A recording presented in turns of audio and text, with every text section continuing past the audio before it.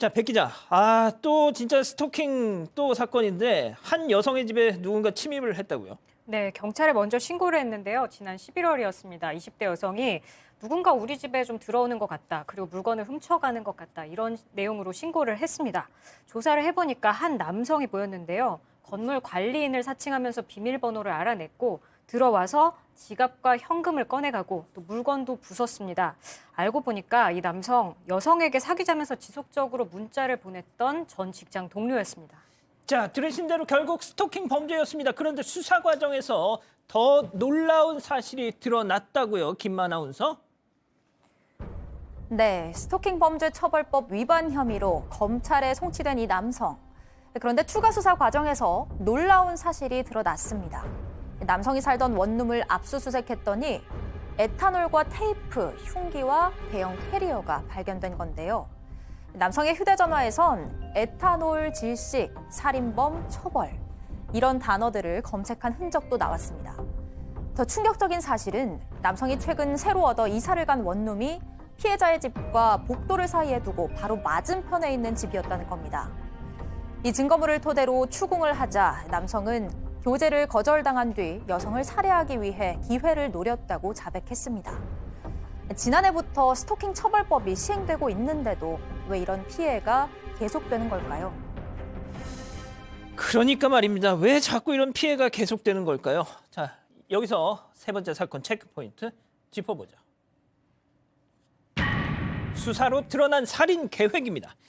자, 알고 봤더니 이게 단순 스토킹이 아니라 살인 계획이었습니다. 그 내용이 뭐냐면 경찰에서는 스토킹 범죄하고 아마 이 여성 집을 몰래 들어갔던 것 같아요. 야간에 들어가면 야간 주거 침입 절도라고 하거든요.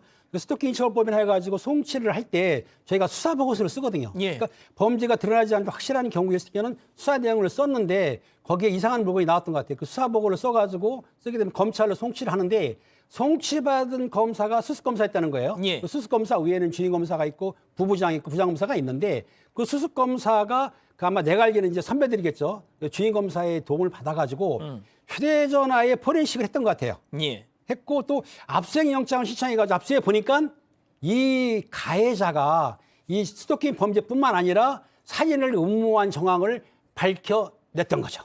야, 진짜 백 변호사님. 네. 이 수습 검사의 날카로운 촉이 아니었으면 그냥 어떻게 보면 뭐 거기 무슨 테이프 같은 게 나왔다. 아니 뭐 어디 뭐 수리하려고 했나 보지 뭐 하고 넘어갔을 수도 있는 거잖아요. 만약에 이걸 수습검사가 발견하지 못했다. 그러니까 좀 더 들여다봐야겠다고 생각하지 못했다면 이 남성 처벌받고 이 집으로 다시 돌아왔겠죠. 나와서, 그리고 이 남성이 원래 하고자 했던 행동을 했을 겁니다. 사실 이 남성이 11월에 이 오산시의 원룸을 빌리고 이제 나중에 압수수색에서 확인해 보니까 흉기도 있었고요.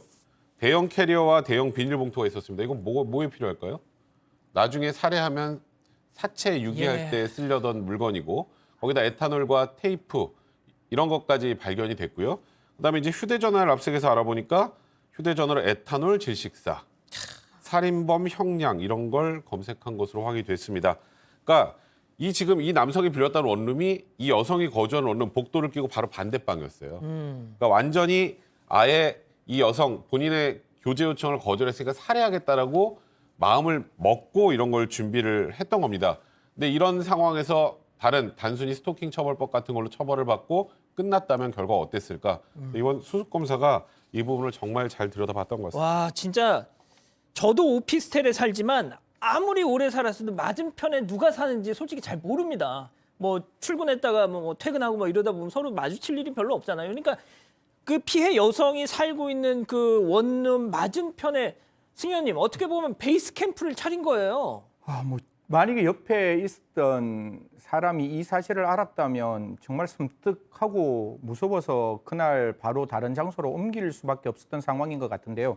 그냥 스토킹 처벌법은 흉기를 들지 않으면 3년 이하의 징역 또는 3천만 원 이하의 벌금인데 살인 예비를 했다는 것은 그거와 본질적으로 다른 거의 10년 이하의 징역에 해당될 수 있는 굉장히 중한 범죄입니다. 지금 나와 있는 여러 가지 내용들을 보면 물론 이 예비라는 게 실질적인 어떤 예비의 업무가 예비의 행위가 있었어야 되지만 정말 이런 실질적인 예비의 행위가 있었다면 분명히 이건 살인 예비 혐의로 처벌해야 되는 것이고 이 검사의 행동이 아니었으면 이 살인 예비 이후에 백 변호사님 말씀, 우리 팀장님 말씀대로 실행에 착수해 나갔다면 정말 돌이킬 수 없는 큰 범죄가 발생할 수 있었으니까요. 꼭 좀 이런 범죄 잘 끝까지 성심성의껏 들여다봤으면 좋겠습니다. 아까 그 백 변호사님이 설명해 주신 내용 중에 이런 거 있었습니다. 이자가 살인범 형량을 그 검색해봤다 휴대폰으로. 자 보세요, 이제 변호사님. 네. 이런 자들의 제일 관심은 혹여 붙잡혀도 내가 얼마나 살 수 있느냐, 감방 가더라도 얼마나 살고 나올 수 있느냐예요 지금. 그러니까 요즘엔 휴대전화에서 다 나옵니다. 저런 예. 뭐 말씀하셨던 것처럼 이 범인의 그런 생각이나 범인의 준비 과정들이 다 드러날 수 있는 건데 이 남성 같은 경우 이제 이렇게 준비를 하고 실행에 들어갔다가 미수에 그쳤으면 훨씬 중하게 처벌을 받는데 준비만 한 상태라면 아까 승 의원님 말씀하셨던 것처럼 원래 준비하고 어떻게 범행하자 모의하는 것까지 처벌하는 범죄가 그렇게 많지는 않습니다. 근데 살인죄 같은 굉장히 중한 범죄이기 때문에 예외적으로 예비 음모를 처벌하거든요. 이건 살인 예비죄입니다.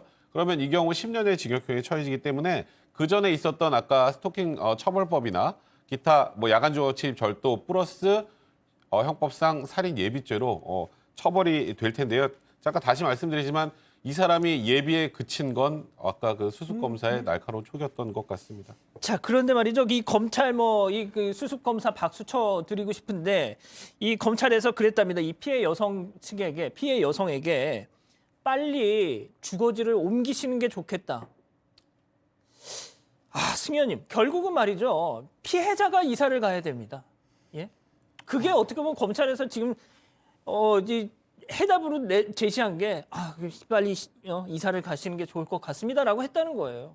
이게 사실 제가 2022년에 아까 제일 처음에 나올 때 살릴 수 있는 생명, 지켜야 되는 생명, 보호해야 되는 생명은 반드시 지키자, 보호하자, 살리자라고 이야기했는데 이런 전조범죄가 있는 범죄에 대해서 과연 국가가 이 가해자에게 어떻게 분리 조치를 하고 피해자를 어떻게 보호해야 될지 이걸 고민해야 되는데 제가 솔직히 좀 냉정하게 말씀드리면 대한민국에는 피해자 보호 및 지원에 관한 기본법이 없어요. 그냥 특별법에 예를 들어 성폭력이 있으면 성폭력 특별법에 보호자, 피해자를 어떻게 보호할지 그다음에 뭐 스토킹이 있으면 이제 입법 예고가 됐는 스토킹 피해자를 어떻게 보호해야 될지 그런 어떤 시선을 가지고 있는데 국가가 가해자의 처벌도 중요하지만 피해자를 어떻게 보호할까? 피해자에 대한 진짜 시선을 좀 돌려서 피해자가 안전하게 이 사회에서 생활할 수 있도록 좀 만들어줬으면 하는 마음입니다. 자, 팀장님 짧게 이 사건 관련해서 해주고 싶으신 말씀 없으십니까? 지금 검찰에서 이사하라고 했는데요. 실제적으로 그 가해자가 형을 살고 나왔을 경우에 피해자의 주거지를 알게 되면 범행을 하겠죠. 그렇기 때문에 이거는 실제적으로 피해자를 보는 맞습니다. 왜냐하면 거기 살게 되면 또 피해를 보니까 이 남자가 찾지 못할 곳으로 이사를 간다. 제일 중요한 거는 가해자가 찾지 못하게 숨는 게 가장 좋거든요. 실제로는 왜냐하면 우리가 수사기관에서 보호하는 거는 한계가 있다. 본인이 어느 정도는 지켜야 된다.